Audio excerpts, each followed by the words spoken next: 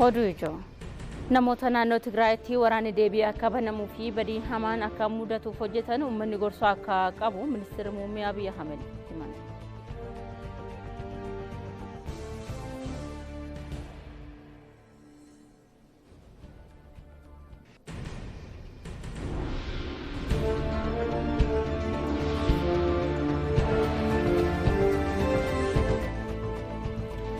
Wallabdee yaadaa fi ilaalcha biyyattii mudatu mariidhaan qofa furmaata waaraa kan argatu ta'uu koomishinii marii biyyaalessaa beeksise.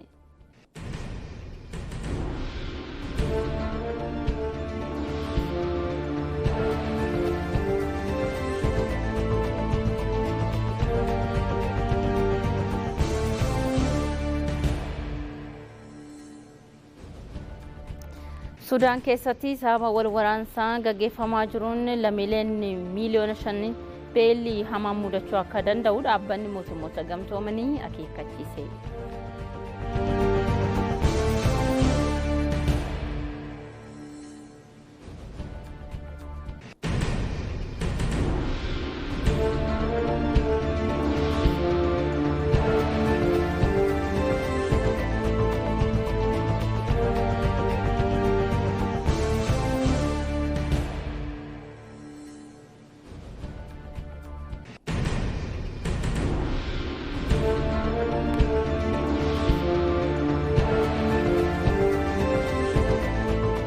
Kamooltaan daawwattoota keenya ETV Afaan Oromoo irraa oduu keenya galgala kanaa isinitti himnaa oduu waliin Mabita Shoometii turtiin keessan ETV Afaan Oromoo waliin haa ta'u gara oduu keenya jalqabaatti darba. Naannoon Tigraayitti waraanni deebii akka banamuu fi badiin hamaan akka mudatuu fi qaamolee hojjetan hawaasni gorsoo akka qabu ministeerri muummee Abiy Ahmed dhaamanii jiru. Mariin ministeerri muummichaa bakka buutota hawaasa naannoo Tigraay waliin marii gaggeessanii mootummaan gaaffilee uummataa biraa kaan deebisuudhaaf humna qabu guutuudhaan kan hojjetu himanii jiru. Muzayin Mama dabalatu kana qopheesseera. Tibba kana bakka buutota hawaasa naannolee adda addaa waliin mari'achaa kan turan ministeerri muummee Abiy Ahmed bakka buutota hawaasa naannoo Tigraay waliinis mari'atanii jiru. Marichaan hojiilee misoomaa mootummaan hojjetamaa jiran kan dinqisiifatan bakka buutonni hawaasa naannichaa rakkoolee waraana booda hanga ammaattis falan argatiin mootummaan xiyyeeffannoon akka furuuf gaafatanii jiru. ጦርነቱ ጉዳት ደርሶታል ከዛ ቀጥሎም waraanichaan miidhaan qaqqabeera ittaansees dhimmi hongee jira sababa hongee fi waraanaan wal qabatuun uummanni beelaan rakkachaa jira kunis babal'achaa jira waan ta'eef carraan uummanni midhaan nyaataa ittiin argatu osoo jiraate ቢፈጠር አሁን የትግራይ ህዝብ ጦርነት አይፈልግም Uummanni Tigraay amma waraana hin barbaadu. Kana booda ijoollee keenyas hin kennin. Waraanas hin barbaadu. Ammas haadholiin bu'aa jiru. Kan darbirraa maal argan? Daa'imman du'anii maal argan? Kanaafuu hundi keessanuu waliigaluun nageenyaaf dhaabbachuu qabdu. አይደለም ለትግራይ ለፌደራል መንግስትም ገቢ የሚያስገኙ ተቋማት waraanichaan dhaabbileen naannoo Tigraay qofaa osoo hin taane mootummaa federaalaafis galii galchan akkasumas manneen amantaa diigamaniiru. Kan biroo waliigalteen Piretooriyaa guutumaan guututti hojiirra akka oolu dhageenya jirra. Haa ta'u malee lammiilee lixarraa buqqaan keessaa tokko ana. Hanga ammaatti garuu hin deebine. Nuti namoonni buqqaane haala ammaataa keessa jirra. Hojiilee misoomaa mootummaan hojjetu naannoo Tigraay cinaatti kan dhiisu miti kan jedhan ministeerri muummee Abiy Ahmed milkaa'ina isaaf garuu tumsaan hojjechuun barbaachisaa ta'uu himanii jiru. ወደፊትም ለሆነ ቦታ የሚደረግ ልማት ገረፉ ለዱራቲስ ሚሶምኔ እዶ ቶኮቶ ጀተሙ ትግራይ ራ አካፉን በርባኑ ፌዲን ኬኛ ከናሚቲ TPLF ሞርኪ ሲያሳ አማ ጅሩ ዲሱን ቀበናዬ ገረፉ ለዱራቲ ከነጫላ አከሚን ወሊን ሆጀቹ ደንዴኛ ዋን ጀዱ አካ ያዱudhanuti kan barbaannu ofii keenya walnyaachuun homaanuun fayyadu. Lammiileen isaanii irraa buqqaan iddoo jireenya isaaniitti akka deebi'an mootummaan kutannoonni hojjetaa kan jedhan ministeerri muummee Abiy Ahmed deeggarsi naannoo Tigraayitti taasifamu cimee kan itti fufu ta'uu eeranii jiru. ደጋጋሚ ገልጫዋለሁ አሁን ባጭሩ ግን ኮሚቴ ተቋቁሞ irra deddeebiin ibsee jira amma gabaabbinumaan garuu koreen obbo Getaachoo fi pirezidaantiin naannoo Amaaraa obbo Araggaan akkasumas hooggantoonni federaalaa keessa jiran hundaa'ee tibba kanas ni mari'atu. Fedhiin keenya jalqabaa namoonni buqqaan hunduu gara qe'ee isaaniitti akka deebi'anidha. Ammas yeroo kamuu qe'ee kootti nan deebi'a yoo jettan nuti boruu isin deebisuudhaaf qophiidha. Beelaa fi dawaadhaan wal qabatee nyaataa fi deeggarsa hedduu erguudhaaf yaalamee jira. Gabaabinaan garuu qaamni Itoophiyaa tokko nyaatee osoo buluu Tigraay hin beeloftu. Piroojeektii fedhetu hafa malee Tigraay osoo beeloftu Oromiyaa, Amaara, Kibbii fi naannoon biroo nyaatee quufee hin bulu. Rakkoo kan ta'e dhimmicha siyaasa gochuu hin qabnu kan jedhudha. የፈለገ ፕሮጀክት ይቆማል እንጂ ትግራይ ረሃብ ኖሮ ሌላ ኦሮሚያ፣ አማራ ወይም ደቡብ በልቶ ጠግቦ አያድርም። ችግር የሆነው ምንድነው? ፖለቲካ እናርገው ነው። ለጌታቸው ሞቅሽ tattaaffiin rakkoolee karaa nagaa fi mariitiin ala ammas irra deebiin meeshaa waraanaatiin furuuf taasifamu fala ta'uu akka hin dandeenye hubachiisanii jiru. ትግራይ ሆነው አሁንም በሆነ ሰበብ ሌላ ጦርነት ለመፍጠር ቢፈልጉ ሰዎች namoota Tigraay ta'anii sababoota adda addaatiin waraana uumuu barbaadaniin dhiisaa jedhaanii faayidaa hin qabu. Booda nutti himne akka hin jenne nutti haafu. Yaa mari'annu hanga ammaatti isin na dubbisuu barbaaddanii didee hin beeku. 10, 15, 20 ta'atii na dubbisaa. Isin mariisisuudhaaf ani qophiidha. Kanaan ala waraanni hin barbaachisu. Waraanni yoo dhufe badii biraa hordofsiisa. Badii hanga ammaatti ture ol fida. Kana gama keessaniin imaanaa jechuun barbaada. እስካሁን ከመጣ በላይ ጥፋት ያመጣል። ይሄን በእናንተ በኩል አደራ። Abbootiin amantaa Tigraay komiiwwan amantaa wal qabatanii ka'anis mariidhaan furuu akka qaban dhaamanii jiru. Waltajjiiwwan marii dhiheenya kana guutuu biyyattiitti gaggeeffamaatii turan milkaa'aa akka ture ministeerri tajaajila koominikeeshinii mootummaa Dr. Laggasaa Tulluu himanii jiru. Waltajjiin marii kun bulchiinsa magaalota lamaa fi naannolee biyyattii magaalota filataman 70 keessatti taa'amaa akka ture kan eeran Dr. Laggasaan faayidaalee fi fedhii hawaas dinagdee yeroodhaa gara yerootti dabalaa deemuu fi walitti bu'iinsa keessattis waltajjiin marii hawaasaa gahee olaanaa akka qabu ibsaniiru. Waltajjiin marii hawaasaa lammiileen rakkoo bu'uuraa biyyattii keessatti mul'ataa jiru ka'umsa isaanii fi furmaata isaanii irratti hubannoo akka argatan kan taasisuu fi gareewwan garaagaraa yaada isaanii bilisaan akka ibsataniif sagalee isaanii akka dhageessisanis kan dandeessisuudha jedhanii jiru. Ministeerri tajaajila koominikeeshinii mootummaa Dr. Laggasaa Tulluu ergaa gara fuula miidiyaa hawaasummaa isaaniin dabarsaniin waltajjiin marii hawaasaa hawaasa gidduutti miirri walta'iinsaa walgargaarsaa fi waliigaltee waloo akkasumas walamantaa uumamuun dabalatatti adeemsi ijaarsa mootummaa fi biyyaa bu'uura jabaa akka qabaatu taasisaa jedhanii jiru. Mariin ministeerri muummee Abiy Ahmed tibbana kutaalee hawaasaa naannolee biyyattii garaagaraa irraa dhufan wajjiniin taasisanii fi waltajjiin marii qondaaltonni mootummaa olaanaan magaalota gurguddoo biyyattii keessatti hawaasa waliin taasisan qabxiiwwan kanneen milkeessuu irratti kan kaayyeeffate ta'us himaniiru. Waltajjiiwwan maree kunneen kan hawaasni fedhii fi kutannoo dhimma waloo irratti mootummaa wajjin mari'achuuf qabutti agarsiisee gaaffii isaa karaa madaalawaa fi sababa gahaa qabaachuun itti dhiyeeffate hojiiwwan hojjetamaniif beekamtii kan itti kennee fi itti akka fufanis fedhii isaa kan itti ibse hooggantoonni isaas kan itti jajjabeesse hanqina jirus mootummaan akka sirreessuuf miira bilisaatiin kan itti ibsate ta'uu Dr. Laggasaa Tulluu ibsaniiru.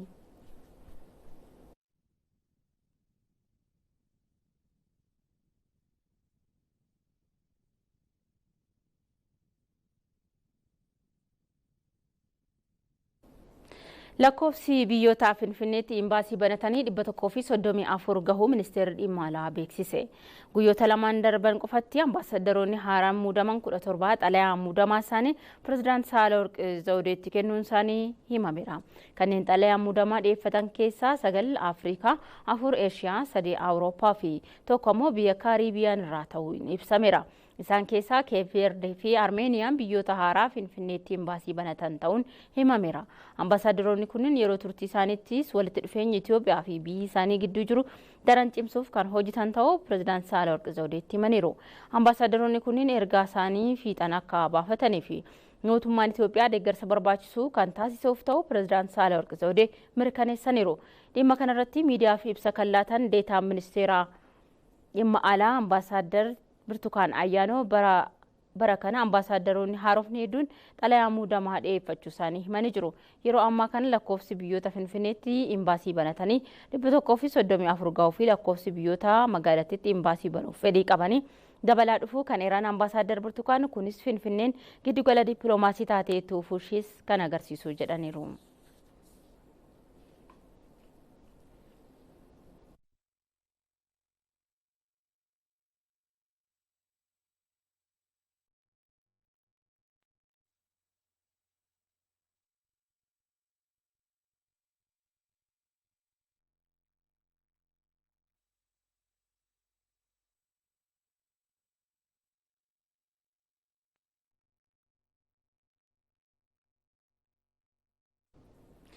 Wallabdee yaadaa fi ilaalchaa biyyattiitti mudataa jiru mariidhaan qofaa furmaata kan argatu ta'uu koomishiniin marii biyyaalessaa beeksise.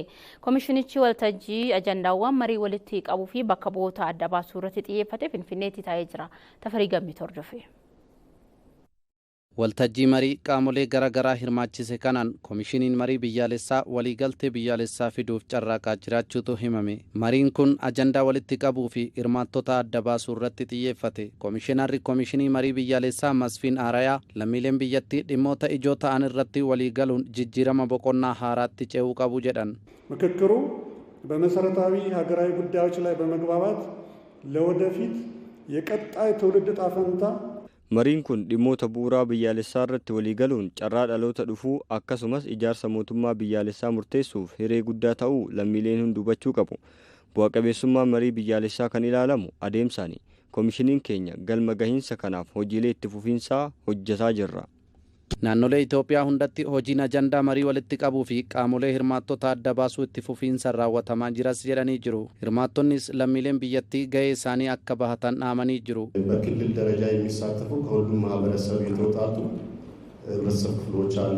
Kutaan hawaasaa sadarkaa naannootti hirmaatan jiru. Hirmaattonni kunneen ammoo sadarkaa biyyaalessaatti qaamolee hirmaatan ni filatu. Kun ammoo yaannii fi ilaalchi qaamolee hundaa akka hammatu taasisa. Garuu haalli filannoo hirmaattotaa kun ulaagaan isaa beekamnaan mariin kun akka milkaa'u hin shakkinu. በአንዳንድ ሁኔታዎች ከውጭም ሆነ ከውስጥ አንዳንድ በሚገፉ ሀሳቦች ላይ ኢትዮጵያ አሁን ያለችበት ሁኔታ ይታወቃል። haalota adda addaatiin dhiibbaa laaf keessoon haalli Itoophiyaa nama keessa jirtu beekamaadha. Rakkoo kana furuuf koomishiniin kun dirqama olaanaa qaba. Nutis koomishinicha deeggaruun gahee keenya ba'achuu qabna. Dirqama qabna waan ta'eef. በዚህ የሀገራዊ ምክክር ሂደት እያተሳተፉ ያሉ ወደ 13 የፖለቲካ ፓርቲዎች በኮከስ ራሳቸውን አደራጅተው ራሳቸውን ያገኙ ፖለቲካ ፓርቲዎች አሉ። Marii biyyaalessaa kana keessatti paartileen siyaasaa 13 ta'an hirmaachaa jiran. Rakkoolee akkanaa akkamitti furmaata akka argatan fala barbaaduu qabna. Kun waan biyyattiin barbaadudha. Koomishiniin marii biyyaalessaa dhaabbata walabaa lammiilee Itoophiyaa gidduutti waliigaltee biyyaalessaa fiduun jijjiirama roga hundaa biyyattii mirkaneessuuf kan hundaa'e ta'uun ni yaadatama. Kantiibaan magaalaa Finfinnee Aadde Adaanech Abeebee hooggantuu cimtuu Afrikaa jedhamuun badhaafamaniiru. Sagantaan badhaasaa dhaabbata Afrikaa Liidarship Magaaziin jedhamu qophaa'ee Finfinneetti gaggeeffamee jira. Heeraan Silashii. Waggaa waggaan hooggantoota Afrikaa ga'umsa olaanaa agarsiisan kan badhaasu barruulee Liidarship Afrikaa kantiibaa magaalaa Finfinnee Adaanech Abeebee hooggantuu cimtuu Afrikaa bara kanaa jechuun filate. Female Leader of the Year, so the Mayor of Addis Ababa. Congratulations. Sirni badhaasichaa magaalaa Finfinneetti gaggeeffameera. Kantiibaan Adaanech badhaasicha kan injifatan dubartii kantiibaa magaalaa Finfinnee jalqabaa ta'uun jijjiirama dhaabbilee irratti fidaniin hooggansa bilchina qabu kennuun akkasumas hojiiwwan jiraattota fayyadamoo taasisan hojjechuun isaanii ulaagaa filannichaa akka ta'e himameera. Ethiopia has now modernized its investment regime, streamlined and digitized its investment regulations, offering attractive investment. Kantiibaa Adaanech badhaasa kana pirezidantii Taanzaaniyaa duraanii Dr. Jaakaakii Kiweetii harkaa kan fudhatan yoo ta'u badhaasa kennameef galateeffataniiru. To bring the best future. Lammiilee keenyaaf haala mijataa uumuuf hooggantoonni Afrikaa sadarkaa garaagaraa irra jiru ciminaan hojjechuutu nurraa eegama. Hojii bu'aa qabeessa nuti hojjenne ammoo jireenyi lammiilee keenyaa ni jijjiirama. Badhaasa har'a naaf taasifameef guddaan galateeffadha. Waltajjicha irratti haasaa kan taasisan ministeerri galiiwwanii Ayinaalam Nugusee hooggantoonni Afrikaa jireenya lammiilee isaaniitti fufiinsaan jijjiiruuf carraawwan haaraa uumuu fi hojiitti jijjiiruu akka qaban hubachiisan. By harnessing the power of innovation and technology, we can unlock new opportunities. Kalaqaa fi teeknooloojii fayyadamuudhaan carraa dinagdee haaraa lammiilee keenyaaf uumuutu nurraa eegama. Kanaaf ammoo hooggantoonni Afrikaa biyyoota adda addaa keessa jiru muuxannoo keenya wal jijjiiruun Afrikaa fooyyee qabdu uumuudhaaf ni dandeenya. Pirezidantiin Taanzaaniyaa duraanii Dr. Jaakaakii Kiweetii hooggantoonni Afrikaa dinagdee lammiilee isaanii fooyyessuu irratti xiyyeeffatanii hojjechuu akka qaban dubbatan. Poverty, food crisis, climate change. Yeroo ammaa rakkoowwan Afrikaa isaan ijoon hiyyummaa, hanqina nyaataa, jijjiirama qilleensaa, humna nama baratee fi waraana fa'i. Rakkoolee kana darbuu fi irratti qabsaa'uu kan dandeenyu hooggansa bilchina qabu kennuu qofaani. Kanaafuu hooggantoonni Afrikaa rakkoolee kana hir'isuuf itti gaafatamummaa olaanaan hojjechuutu irraa eegama.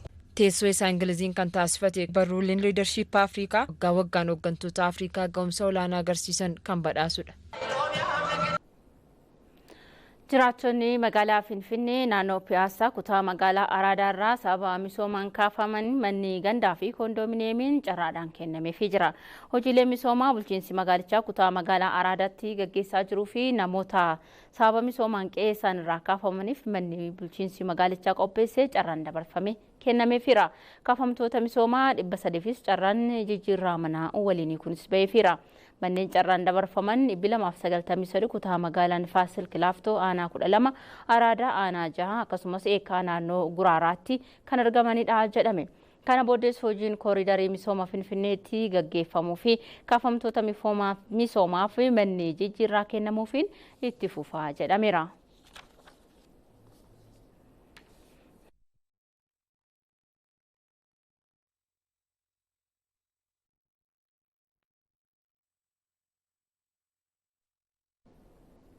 Oduun daawwachaa jirtan TV Afaan Oromoo irraa isin bira gahaati jira. Oduun keenya akkuma itti fufetti jira. Pirezidaantii mootummaa naannoo Oromiyaa jila deeggarsaa fi hordoffii federaalaa gara naannoo Oromiyaatti dhufan wajjin waajjira isaaniitti simachuun mari'atanii jiru. Gareen hooggantoota olaanoo federaalaa naannoo Oromiyaatti deeggarsaa fi hordoffii taasisuuf dhufe kun ministeera raayyaa ittisaa Dr. Abrahaam Balaayin durfamuun pirezidaantii naannoo Oromiyaa Obbo Shimallis Abdiisaa fi hooggantoota olaanoo mootummaa naannoo Oromiyaa biroo waliin adeemsaa fi qabxiilee qorannoo raawwii hojii irratti mari'ateera. Garee kanaafis karoorri mootummaa naannichaa fi raawwiin hojiilee gama misoomaa tajaajilaa fi bulchiinsi gaariin carraa hojii uumuu fi nageenya irratti ibsi kennameefira. Garichis hojiilee misoomaa fi fayyadamummaa uummataaf akka naannootti hojjetaman maalirraa akka jiranii fi haala waliigalaa lafarra jiru guyyoota ittaanaan kan ilaalu ta'uun himameera. Waajjira pirezidaantii mootummaa naannoo Oromiyaa irraa odeeffanne.